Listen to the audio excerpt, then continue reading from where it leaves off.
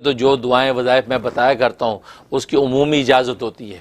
Specific کسی ایک کو اجازت دینا ضروری، کسی ایک کو دے بھی دی تو آپ جو جتنے بھی لوگ سنتے ہیں تو میری طرف سے سب کو دلی اجازت ہوتی ہے، وہ میرے جو وظائف کر سکتے ہیں، اگر وہ سیم ان کا مسئلہ ہے تو بالکل کر سکتے ہیں۔ اچھا، بس اوقات لوگ کہتے ہیں دن ہو گیا ہمیں تو پتہ ہی نہیں چلا، وہ آپ کو نہیں پتہ چلا لیکن تبدیلی اپنا کام کر رہی ہے، کیونکہ بس اوقات انسان کی روح کے اوپر کثافت ہوتی ہے، گندگی ہوتی ہے تو کثافت صاف لگنے میں ٹائم لگ جاتا ہے۔ جیسے میلے کپڑے پہ خوشبو چھڑکیں تو ویسی خوشبو نہیں پھوٹتی جیسے جو اجلے دھلے پہ ہوتی ہے۔ اس کا مطلب اللہ پہلے روح کو اجلا دھلا کرتے ہیں اس نام کی برکت سے، اب جب وہ مزکہ ہو جاتی اب یہ نام جو ہے وہ اپنی خوشبو کو ظاہر کرتا ہے۔ تو اس لیے ناظرین اس میں بھی پریشان نہ ہوا کریں کہ یہ ہو گیا ابھی تو کچھ بھی نہیں ہوا، نہیں وہ ہو رہا ہے، کیونکہ اللہ کا نام ہے وہ اثر کیسے نہ کرے۔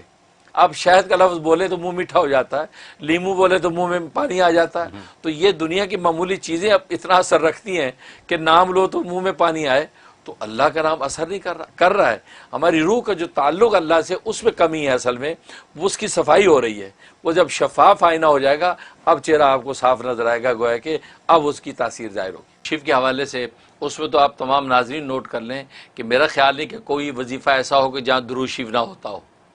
یہ انڈرسٹوڈ بات ہے کہ درود شریف اول آخر ضرور ہوتا ہے، عام طور پہ 11 دفعہ درود شریف بتایا جاتا ہے، اگر کبھی نہ بتایا ہو تو آپ درود شریف ضرور شامل کریں۔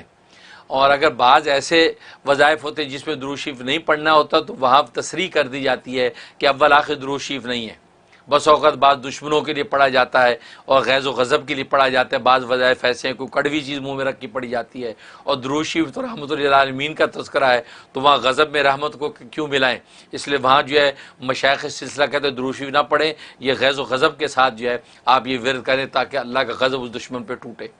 تو وہ خاص تو اس کی تصریح کر دیتے ہیں۔ لیکن عام طور پہ اگر میں نہ بتاؤں تو پھر آپ انڈرسٹوڈ سمجھ کے درود شریف لازمی شامل کریں، کیونکہ درود شریف کی برکت سے تو وظیفہ آپ کا قبول ہونا ہے اور اللہ کے جو شرف قبول نصیب ہوگا، تو درود شریف جو ہے آپ بالکل اس میں پڑھیں۔ الحمدللہ وحدہ والصلاۃ والسلام علی من لا نبی بعدہ، اما بعد۔ آج ہم بات کریں گے اللہ تبارک و تعالیٰ کے اسماء الحسنی میں سے 48ویں نمبر پہ 48 جی، اور یہ الودود۔ الودود کا معنی ہے بہت محبت کرنے والا۔ ظاہر ہے کہ اللہ تبارک و تعالیٰ اپنے بندوں سے بہت زیادہ محبت کرتا ہے، بہت چاہتا ہے، اور ودود اس ذات کو کہتے ہیں کہ جو اپنے انعامات، اپنی نعمتوں اور احسانات کے نتیجے میں اس قابل ہے کہ اس سے محبت کی جائے اور اس سے محبت کرنی چاہیے، اور وہ خود اپنے بندوں سے اس قدر محبت اور احسان کرتا ہے کہ ان کو عطا کرتا ہے، پھر وہ اللہ کے راستے میں جب دیتے ہیں تو ان کی اللہ تعریف بھی کرتا ہے۔ تو یہ الودود ذات ہے، اور الودود کا جو نام ہے یہ قرآن کریم میں 2 جگہ آیا ہے، اور اس کے جو عدد کبیر ہے وہ 20 ہے، 20، اور اس کا جو ہے مفرد عدد 2 ہے، اور بڑا عجیب و غریب نام ہے، محبت ہی نام پھیلاتا ہے۔ اور ایک تاثیر بڑی زبردست ہے کہ کوئی حاجت ہے، کوئی ضرورت ہے، کوئی فریاد و مصیبت ہے کہ جو حل نہیں ہوتی، اور آپ اللہ تبارک و تعالیٰ سے محبت کا حوالہ دیکھیں کہ آپ تو ودود ہیں، ہم سے محبت کرتے ہیں۔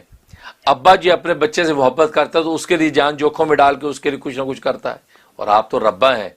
ہمارے ابا کی بھی ربا ہیں، تو آپ کی محبت کو تو عالم کیا ہے، اور ہم اس مصیبت میں ہیں تو آپ ہمارا خیال کیجئے۔ اس کے لیے اس میں بڑی تاثیر ہے، اور وہ پڑھنے کا اس کا طریقہ یہ ہے کہ یوں پڑھنا اللہم یا ودود، اللہم یا ودود، آگے اس پڑھنا اغثنی، اللہم یا ودود اغثنی،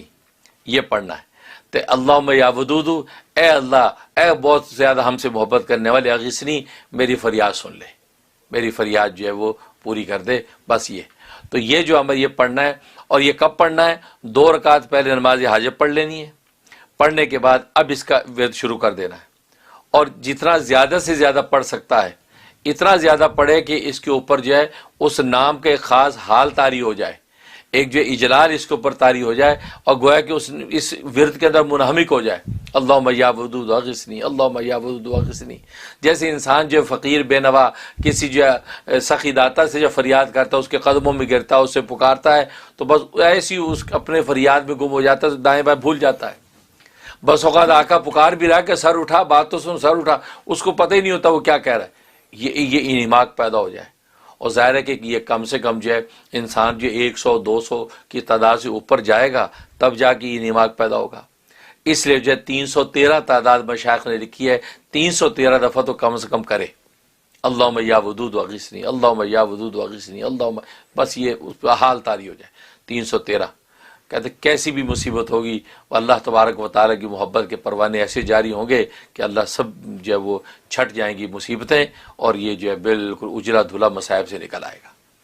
یہ اس کے اندر تاثیر ہے۔ دنیا کے مسائل ہیں، ہم لوگوں کے مسائل ہیں یہ، ٹھیک ہے۔ اور لوگوں کو گھر بیٹھے اپنے لیونگ روم میں، اپنے بیڈ روم میں، ٹی وی کے اوپر، فون کے اوپر یہ مسائل کا حل یوں مل جاتا ہے۔ اور ماشاءاللہ اللہ آپ کو کیا کہہ سکتا ہوں، زندگی دے اور صحت دے اور تندرستی دے اور ایسے ہی